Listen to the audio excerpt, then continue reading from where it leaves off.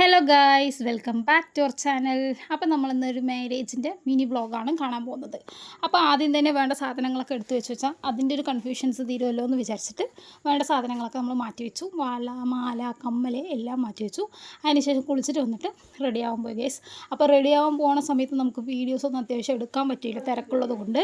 അപ്പോൾ നമ്മൾ വേണ്ട സാധനങ്ങളൊക്കെ എടുത്തിട്ട് പോയിട്ട് അവിടെ തന്നെ റെഡി ആയിട്ട് വന്നു. അപ്പോൾ വീട്ടിൽ വന്നിട്ട് വ്ളോഗ് കാര്യങ്ങളൊക്കെ എടുത്തു. അപ്പോൾ ഇതാണ് എൻ്റെ ഔട്ട്ഫിറ്റ്, ഡ്രസ്സ്. അത്യാവശ്യം ഞങ്ങളെല്ലാവരും ഒരേപോലെ എടുത്തിരിക്കണം, പക്ഷേ കളർ മാത്രം ചിലത് ഡിഫറൻസ് ആയിട്ട് എടുത്തിട്ടുണ്ട്. അപ്പോൾ ഞങ്ങൾ ഓട്ടോയിൽ കയറി ഗൈസ്. അപ്പോൾ ഓട്ടോയിൽ പാട്ടും കഥയൊക്കെ പറഞ്ഞിട്ട് ഞങ്ങളവിടെ മണ്ഡപത്തിലോട്ട് എത്തി. അപ്പോൾ മഞ്ഞിങ്ങനെ പറയണം, ചേച്ചി എന്താ ചെയ്യേണ്ടതെന്ന് അറിയില്ല, അങ്ങനെയാണ് ഇങ്ങനെയാണെന്നൊക്കെ. കാരണം രാത്രി നമ്മൾ 9:30 കല്യാണ മണ്ഡപത്തിൽ എത്താം, എന്നിട്ട് ഫോട്ടോസൊക്കെ എടുക്കാമെന്നുള്ള പ്ലാനിങ് ആയിരുന്നു. ഇപ്പോൾ 10:30 ആയി ഗൈസ്. മുഹൂർത്തം അടുത്തെത്തി. പോയി മിൻചേച്ചിൻ്റെ അടുത്ത് ഒരു നമസ്കരിച്ചു. മിൻചേച്ചി ചീത്തയൊക്കെ പറഞ്ഞു, സമയമുണ്ട്. അതിനുശേഷം ഫോട്ടോഗ്രാഫർ വന്നപ്പോൾ ഞങ്ങൾ കുറച്ച് ഫോട്ടോസ് എടുത്തു. ഒരേ കോസ്റ്റ്യൂം കണ്ടപ്പോൾ ശരി പറഞ്ഞ് ഞങ്ങളുടെ ആദ്യം പോയത് 2 ഫോട്ടോ എടുത്തു. ഫോട്ടോ എടുത്തത് മുഹൂർത്തത്തിന് സമയമായിട്ടുണ്ടായിരുന്നു. അപ്പോൾ പെണ്ണിനെ വിളിക്കാൻ വേണ്ടിയിട്ട് അവർ വന്നിട്ടുണ്ടായിരുന്നു.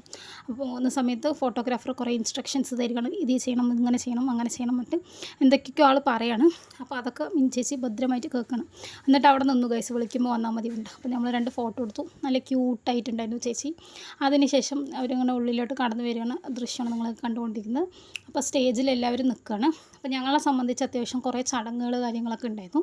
അപ്പോൾ പെണ്ണും ചെക്കനും നല്ല ക്യൂട്ടായിട്ടുണ്ടായിരുന്നു. സത്യത്തിൽ പറഞ്ഞു വെച്ചാൽ മെയ്ഡ് ഫോർ ഈച്ച് അതർ എന്ന് തന്നെ പറയാം. അപ്പോൾ ഇതിനുള്ള അച്ചത കാര്യങ്ങളൊക്കെ നമുക്ക് തന്നിട്ടുണ്ടായിരുന്നു, അറിയാനുള്ളതൊക്കെ. അപ്പോൾ ഞങ്ങൾ അവിടെ നിന്നിട്ട് ഫുള്ള് പോസ് കളിക്കായിരുന്നു. അപ്പോൾ ആദ്യം തന്നെ തൊഴുതി നമസ്കരിച്ചിട്ട് പിന്നെ ഞങ്ങൾക്ക് ഈ എന്താണ് കാപ്പ് കെട്ടുക, അങ്ങനെ കുറേ കാര്യങ്ങളൊക്കെ ഉണ്ട്. പൂണൂലിടുക, അങ്ങനത്തെ കുറേ സംതിങ് ഉണ്ട്. അപ്പോൾ അത് നിങ്ങളുടെ അവിടെ അത് എങ്ങനെയാണ് പറയുന്നുള്ളത് കമൻറ്റ് ചെയ്യാം. അപ്പം ഞങ്ങളതൊക്കെ ചെയ്ത് അതിനുള്ള വീഡിയോസ് കാര്യങ്ങളൊക്കെ എടുത്തു. പിന്നെ മഞ്ഞ ഇവിടെ കട്ട വെയിറ്റിങ്ങിലാണ് അശ്വതി ഇടാൻ വേണ്ടിയിട്ട്. അതിനുശേഷം ആദ്യം ഏട്ടനെ കെട്ടിക്കൊടുത്തു, പിന്നെ മിൻചേച്ചിക്ക് കെട്ടിക്കൊടുക്കുകയാണ്. അതിനുശേഷം മാമൻ അവരുടെ ചെറിയച്ഛൻ വന്നിട്ട് താലി എടുത്തു കൊടുത്തു. അപ്പോൾ താലി കെട്ടാൻ പോകുന്ന രംഗമാണ് ഈ കണ്ടുകൊണ്ടിരിക്കുന്നത്. സംഭവം രണ്ടാൾക്കും ഭയങ്കര ഷിവറിങ്, ഒരുമാതിരി പേടിയും എന്തൊക്കെയൊക്കെ ഉണ്ട്.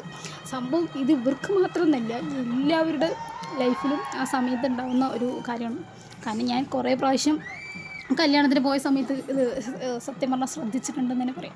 അപ്പോൾ നമ്മൾ കുറച്ചും കൂടി ഫോക്കസിലൊക്കെ പോയി എടുത്തു. എന്തിനാണെന്നൊന്നും അറിയില്ല, പക്ഷേ എന്തൊക്കെയോ കാണിച്ചു. പിന്നെ ഫോട്ടോഗ്രാഫർ ഒന്ന് കിസ് ചെയ്യാൻ പറഞ്ഞു. അപ്പോൾ കിസ് ചെയ്തു.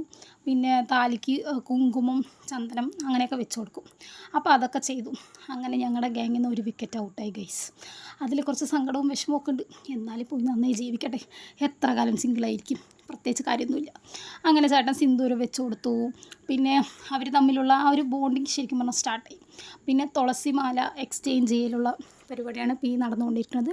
അപ്പോൾ അത് 3 പ്രാവശ്യം 2 പേരും അങ്ങോട്ടും ഇങ്ങോട്ടും മാറ്റിലാണ് പരിപാടി നടന്നത്. അപ്പം ഞങ്ങൾ വെറുതെ വായി നോക്കി നിൽക്കുക. അപ്പോൾ സമയത്ത് ഓരോരുത്തർ പറയും, ഇനി അടുത്തത് നിങ്ങൾക്കാണ് കേട്ടോ, അടുത്തത് നിങ്ങൾക്കാണ് കേട്ടോ. അതൊക്കെ കേൾക്കുമ്പോൾ ഈശ്വരാ എന്നുള്ള ഒരു അവസ്ഥയായിരിക്കും ശരിക്കും ഉണ്ടാവുക. മനസ്സിൽ ലഡ് പൊട്ടിയോന്നുള്ളത്. അപ്പോൾ ഏട്ടൻ്റെ ഫ്രണ്ട്സ്മാരൊക്കെ അങ്ങനെ അവർ ബാക്കിൽ നിന്നിട്ട് ഏട്ടനെ കളിയാക്കി കൊണ്ടിരിക്കുക ഗൈസ്. അതിനുശേഷം ഇങ്ങനെ ഈ എന്താണ് 3 വലം ചുറ്റി വരിക, അങ്ങനത്തെ കുറേ എന്തൊക്കെയോ ചടങ്ങൊക്കെ ഉണ്ടായിരുന്നു, എക്സെട്ര. പക്ഷെ ഞങ്ങളതൊന്നും മൈൻഡ് ചെയ്തില്ല. കാരണം അറ്റ ചൂടെന്ന് പറഞ്ഞാൽ നല്ല ചൂടായിരുന്നു. അപ്പം ഞങ്ങൾ വേഗം സ്റ്റേജിൽ നിന്ന് ചാടി വേഗം ഒരു ഫാനിൻ്റെ ചൂട്ടിൽ പോയിട്ട് മുണ്ടാതിരുന്നു ഗൈസ്. പക്ഷെ അതിനുശേഷമാണ് അടുത്ത പണി ഞങ്ങൾക്ക് കിട്ടിയത്. ഈ എന്താണ് കല്യാണ വീട്ടിൽ മറ്റേ എഴുതാനിരിക്കില്ലേ, മൊയ് പൈസയൊക്കെ വാങ്ങാനായിട്ട്, അതെന്താണെന്ന് പറയാനറിയില്ല. അവിടെ പിടിച്ച് ഞങ്ങൾ 2 പേരും ഇരുത്തി. അതായത് ഞാനും വൈദ്യം പോസ്റ്റ് ഗൈസ്.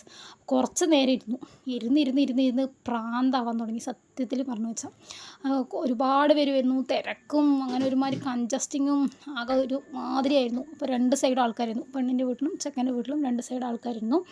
അപ്പോൾ അത്യാവശ്യം നല്ല തിരക്കുണ്ടായിരുന്നു. അപ്പോൾ കുറച്ച് കഴിഞ്ഞതും കുറച്ച് ആൾക്കാരായിട്ട് കഴിയാൻ തുടങ്ങി. അപ്പോൾ ഞങ്ങൾ ഗിഫ്റ്റ് വാങ്ങിച്ചിട്ട് വന്നിട്ടുണ്ടായിരുന്നു. സോ ഞങ്ങൾക്കത് കൊടുക്കണം, വീഡിയോ എടുക്കണം എന്നൊക്കെ ആഗ്രഹമായിരുന്നു. അപ്പോൾ അതിനകത്തായിട്ട് പോകുന്ന സമയത്ത് ഏട്ടൻ്റെ ഫ്രണ്ട്സ്മാരൊക്കെ കൂടി അവിടെ കേക്ക് മുറിക്കൽ, കണ്ണാടി ഇടൽ, ഫോട്ടോ എടുക്കൽ, അങ്ങനത്തെ പരിപാടിയായിരുന്നു. ഒരു തമിഴ്നാട്ടിൽ നിന്ന് വന്നായിരുന്നു. അപ്പോൾ അവർ അത്യാവശ്യം അവരുടെ പണിയൊക്കെ ചെയ്തു. അതിനുശേഷം ഞങ്ങൾ ഫുള്ള് പോയിട്ട് ഫോട്ടോ എടുത്തു. പിന്നെ ഞങ്ങളെ കണ്ടിട്ട് ഞങ്ങളുടെ അവിടെ ഏട്ടന്മാരൊക്കെ കൂടി തുടങ്ങി, ഞങ്ങൾക്ക് അങ്ങനെ എടുക്കണം ഇങ്ങനെ എടുക്കണം പറഞ്ഞിട്ട്. പിന്നെ അതിനുശേഷം ഞങ്ങൾക്ക് ഫുള്ള് വിശക്കാൻ തുടങ്ങി. അപ്പോൾ ആ സമയത്ത് അത്യാവശ്യം തിരക്കുണ്ടായിരുന്നു. ശരി മിൻചേച്ചിയും വരട്ടെ പറഞ്ഞിട്ട് അവർ കുറേ ഫോട്ടോസൊക്കെ എടുക്കുമായിരുന്നു. അപ്പോൾ അതിനുശേഷം ഞങ്ങളെല്ലാവരും കൂടി ഫുഡ് കഴിക്കാൻ പോയിരുന്നു. ഇപ്പോഴാണ് മന്നീൻ്റെ മനസ്സിൽ ലഡ് പൊട്ടി എന്നുള്ള അവസ്ഥ. കാരണം ബിരിയാണി, യെസ്, ആ ഒരു വാക്ക് അത് മതി എന്നുള്ള അവസ്ഥ. ഇത് പോതുമേ എനിക്ക്, ഇത് പോതുമേ എന്നുള്ള അവസ്ഥയാണ്. അപ്പോൾ അതിന് ശേഷം എല്ലാവരും കഴിച്ചിട്ട് വന്നിട്ട് ബിരിയാണി കഴിച്ച മയക്കത്തിലാണ് ഗൈസ്. എല്ലാവരും മുഖവും ശരിക്കും പറഞ്ഞാൽ റെഡിയായ അവസ്ഥയൊന്നും അല്ല. അങ്ങനെ കരിവാളിച്ച് ആകെ വെന്ത് ചിന്നാമന്നമായി എന്നുള്ള അവസ്ഥയില്ലേ, അങ്ങനത്തെ ഒരു അവസ്ഥയുണ്ട്. എമ്മിയൊക്കെ എവിടെയെങ്കിലുമൊക്കെ കിട്ടി ഞാൻ കിടന്നുറങ്ങുമല്ലോ ഗൈസ് എന്ന് പറയും. അങ്ങനെ അവർ അവിടെ നിന്ന് ഇറങ്ങി ഗൈസ്. അപ്പോൾ വീട്ടിലോട്ട് പോകാനുള്ള അതായത് സമയമായിട്ടുണ്ടായിരുന്നു. അപ്പോൾ അവരൊക്കെ അവിടെ നിന്ന് ഇറങ്ങി. അപ്പോൾ ഞങ്ങൾ അവൻ്റെ ബാക്കിൽ മുണ്ടാണ്ട് നിന്നു, പോകണോ വേണ്ടിയോ എന്നുള്ളൊരു അവസ്ഥയിലായിരുന്നു. പിന്നെ ഞങ്ങൾ ശരി വീട്ടിലേക്ക് തന്നെ പോകാമെന്ന് വിചാരിച്ചു. പിന്നെ ഞങ്ങൾ ഓട്ടോ വിളിച്ചിട്ടുണ്ടായിരുന്നു. അപ്പോൾ എല്ലാവരും കൂടി അങ്ങനെ സംസാരിച്ച് നിന്നു. ഈ ചെക്കൻ അജിയാണ്.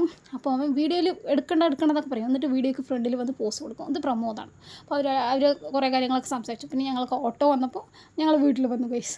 അപ്പോൾ വരുന്ന സമയത്ത് എല്ലാവർക്കും ശരിക്കും പറഞ്ഞാൽ ഇനി ജമ്മത്ത് ആരും ധാവണി ഉടുക്കില്ല, സാരി ഉടുക്കില്ല എന്നുള്ളൊരു അവസ്ഥയ്ക്ക് എത്തി. കാരണം അത്രയും വയ്യാണ്ടായി. ഞാൻ ഈ പിള്ളേരോട് പറഞ്ഞാണ് ആക്ച്വലി അത് വേണ്ടെന്ന്. പിന്നെ ഞങ്ങൾ പ്രകൃതി ഭംഗിയൊക്കെ ആസ്വദിച്ച് കഥയൊക്കെ പറഞ്ഞ് ഓട്ടോയിൽ വന്നു ഗൈസ്. അപ്പോൾ ഞങ്ങൾ ശരിക്കും പറഞ്ഞാൽ ഒരുപാട് എക്സ്പെക്റ്റ് ചെയ്യാത്ത ഒരുപാട് കാര്യങ്ങളൊക്കെ ശരിക്കും കല്യാണത്തിൽ നടന്നു. എന്തൊക്കെയോ വിചാരിച്ചു, പക്ഷെ എന്തൊക്കെയോ ആയി. അങ്ങനെ വീടെത്തി എല്ലാവരും നാലാ മൂലയ്ക്കും പോയി ഗൈസ്. അപ്പോൾ എൻ്റെ കയ്യിൽ ഒരു റോസ് ഉണ്ട്. അത് ആര് തന്നു എന്നുള്ളത് നിങ്ങൾക്കറിയുകയാണെങ്കിൽ കമൻറ്റ് ചെയ്യൂ ഗൈസ്. അപ്പോൾ അതിന് ചെയ്താൽ നന്ദി. Thank you.